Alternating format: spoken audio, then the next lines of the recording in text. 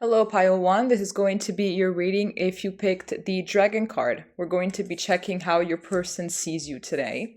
So we have 2 tarot cards and we have 3 cards from 3 different oracle decks. Starting off, we have the Ace of Pentacles, we have the Ace of Cups, we have the Compatibility card with number 5. Then we have Pentagram, Harmony, Protection, and Idealism with number 35. And we have Epoch with number 7, Pause in Your Journey. Okay.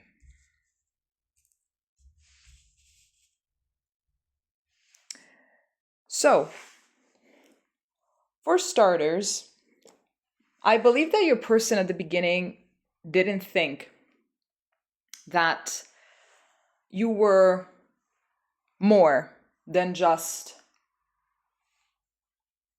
sweetness and affection and good vibes and all that. I believe that there is an edge to your personality. So you can be from their eyes. Obviously, we're talking from their perspective, which can also be true. You can be very sweet, very available, very affectionate, and very nurturing. But at the same time, you can be very cutthroat and you can be very see-through when it comes to bullshit, when it comes to lies, when it comes to fakeness and all that. You can see through that. So I think that your person initially, they have seen all of the sweetness and they picked you based on that. And then your other side, which deals with being real, also came out. And that is something that kind of scared them a little bit. It very much scared them. So they didn't really believe that your intuition was actually this strong and that you were going to use that intuition to call out what was not aligned and what is fake and what is a lie. And a lot of people can get very intimidated by that, especially people that they pick you because they believe that you're naive. As soon as they find out that you're not naive, they will take a step back because they're scared.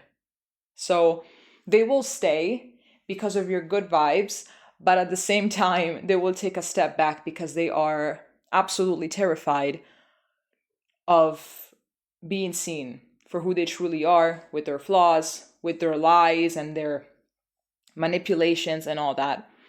At the same time, they really see you as a person that is deeply, deeply compatible with them.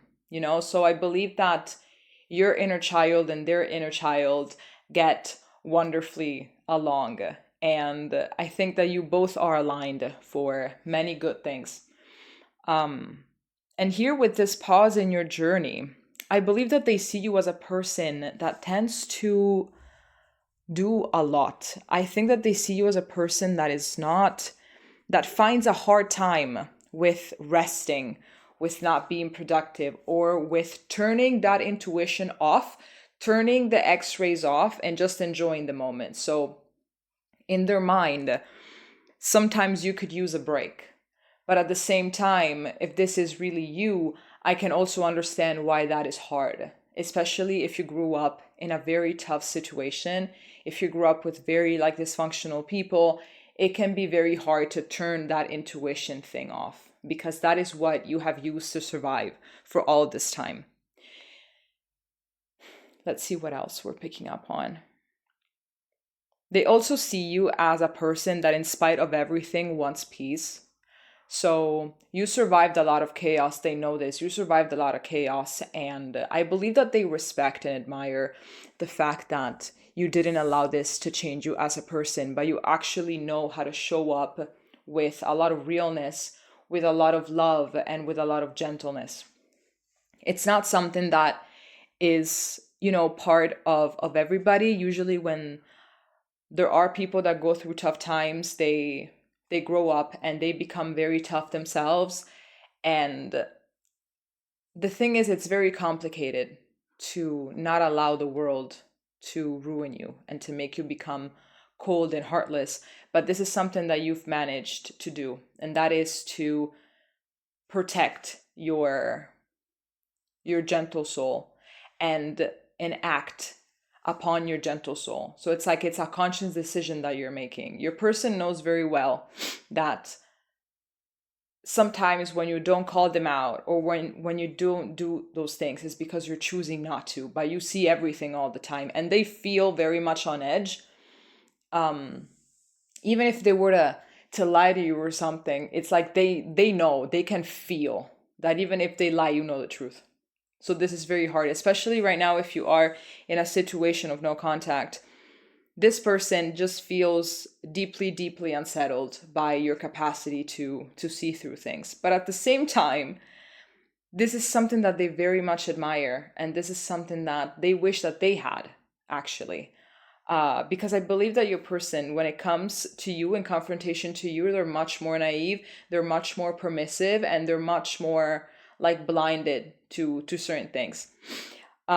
They see you as a person that is very concrete and that is very disciplined and stable, and that you really want to get your shit together, and that you have your shit together in comparison to them. So what I'm getting more than anything is a lot of respect and a lot of admiration. You definitely have characteristics that they wish that they had, but at the same time, they're very scared, because it would require to have a certain level of transparency that they're just not really ready for having.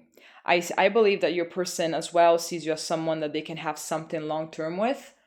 But I believe that if they don't lock in, and they don't become real and transparent and disciplined and a person of their word, especially because you are a person of your word and they know that, if they don't become this type of person, you will never want to be in a long-term relationship with them.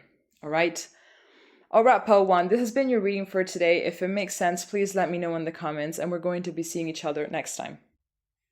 Hey, Pile 2, this is going to be your reading if you picked the Sea Serpent. So we're going to be checking how your person sees you, how they perceive you.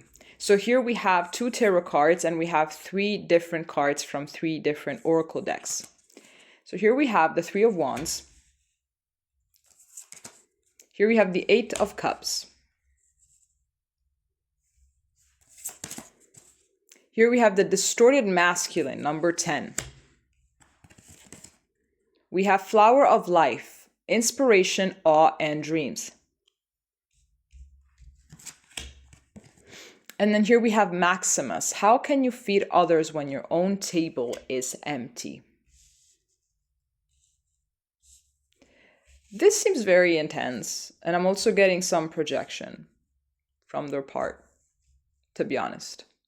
Okay, what is immediately jumping at me is the fact that they see you as someone that is capable of making the hard decision.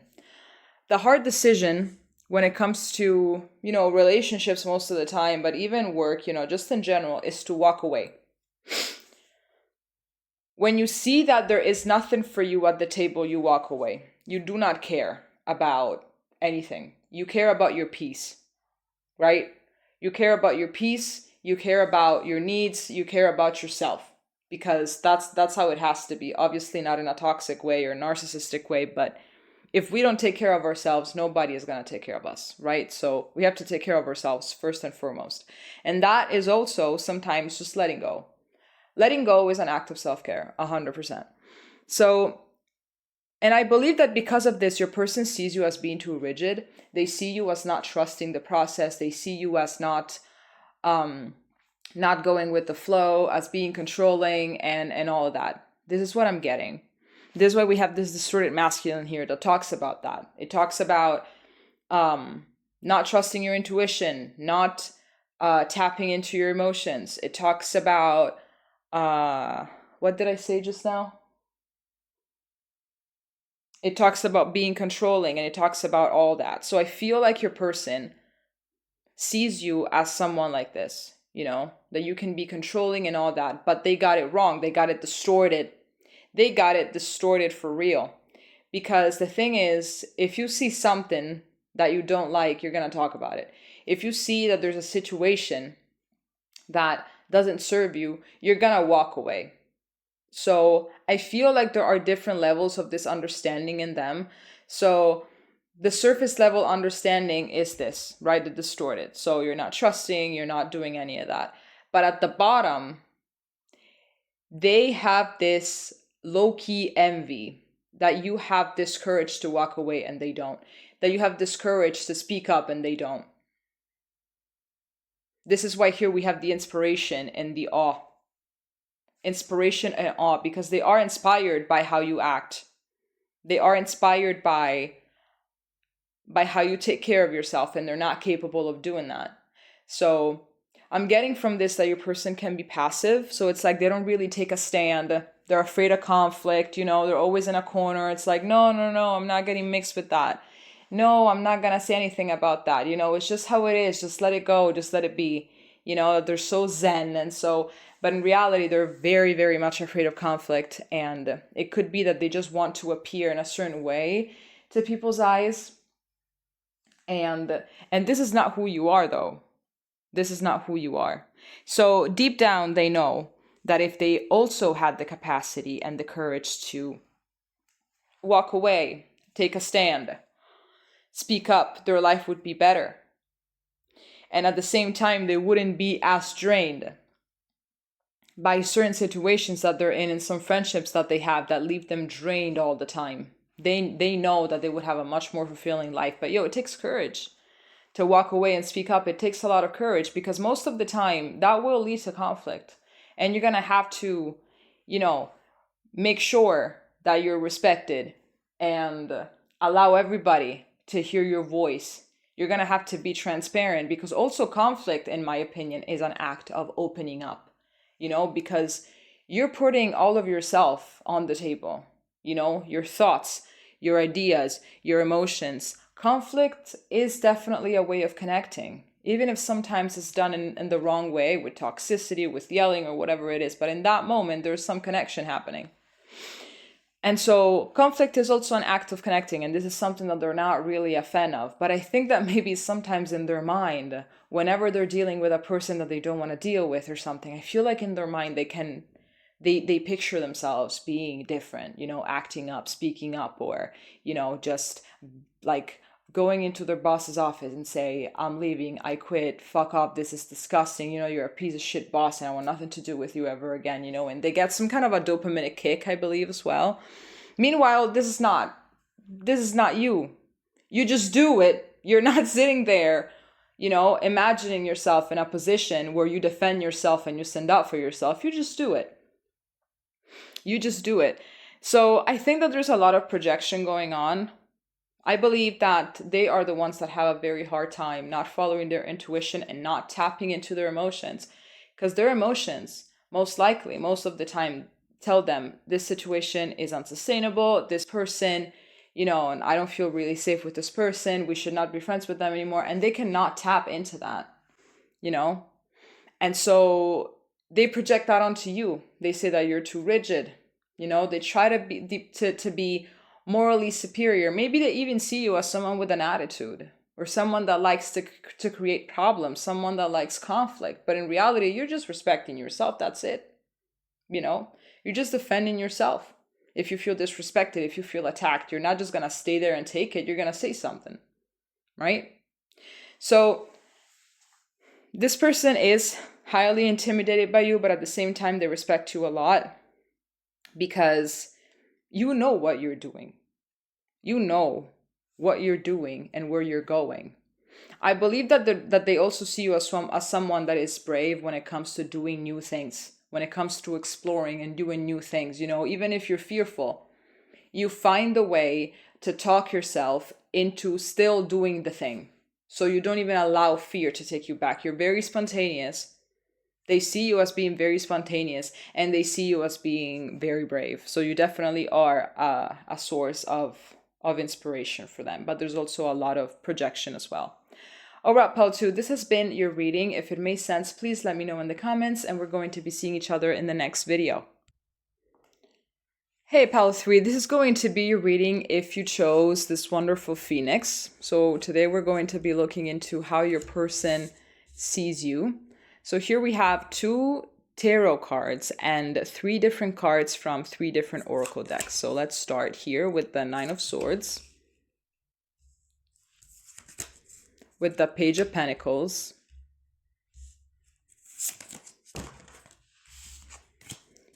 Resolving conflict, number 26.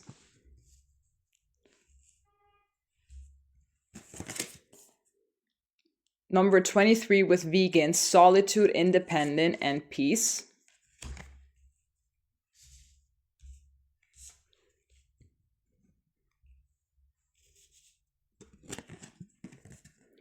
And here we have Eunoia with number 8, everything in perfect balance. Okay, so first thing, okay, what are we getting? They see you as someone that doesn't even belong in this world. Let's start with that. I feel like this world is a tad too much for you, as in, when it comes to the average person, you're very rare. That's the thing. When it comes to the average person, your soul is far more pure than the average person. That's what I wanted to say. And your person knows that. So your person sees you as being even too good sometimes. They see you as someone that is deeply affected by the injustices, the level of injustice, the level of even how much people harm each other. So I feel like because of that, you choose to be very, very selective with who it is that is part of your circle and your life. Because they really see you as someone that values harmony and balance. And you could be a Libra. This gives off a lot of Libra vibes. You want that more than anything else. They also see you as someone that is very kind and gentle, and you're always very much available when it comes to helping others, when it comes to also being very, here we have in this card, I was about to say that. I was about to use exactly that word. We have empathy, compassion, and understanding. So this is also how they see you. They see you as being very empathic, compassionate, understanding, even when certain people don't deserve it. Because, like, some people just don't. I mean, let's be for real. Some people just don't. And I don't feel like this is an energy that they have experienced in their life, or maybe it's not something that they have experienced very often. So whenever they bump into it, it's always something that leaves them, like, just speechless because of how pure it is and how rare it is. I feel like they see you as someone that needs to learn how to be, like, a bit more selfish as well, and a bit more, like, a little bit less preoccupied, a little bit less empathic, a little bit less compassionate and understanding, because it's like, I feel like you're really a huge empath. So you can get easily overwhelmed, and it's like you can easily absorb everybody's negative emotion. So it's like you're a filter or something, right? It's like you walk into a room and there's like people, and it's like your energetic field kind of like cleanses everybody, but then you're the one that is left with all of that agony and all of that misery, the sadness, the depression, the anger, whatever it is that you absorbed. So perhaps even for this, it could be for this exact reason that you choose to be, in solitude most of the time, by yourself most of the time, why you crave your freedom and your space, because whenever you get into any situation with another human being, you know that you're going to absorb whatever it is that they got. So I really, really hope that you do something that allows you to stay grounded and cleanse your energy. I feel like you really need to cleanse yourself often.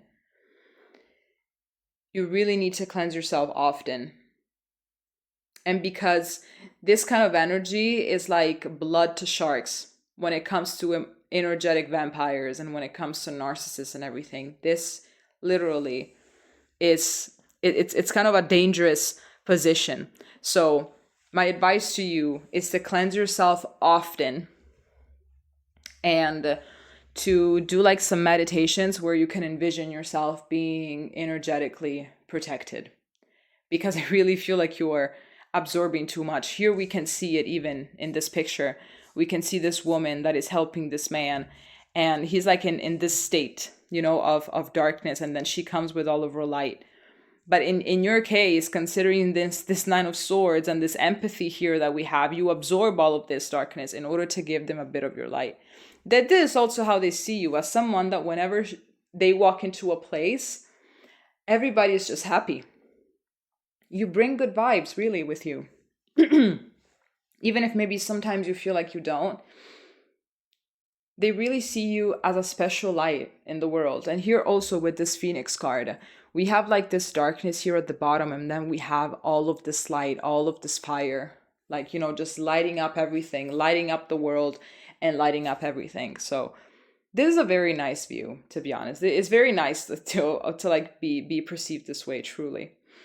All right, Paul 3, this has been your reading. If it made sense, please let me know in the comments, and we're going to be seeing each other next time. Bye-bye.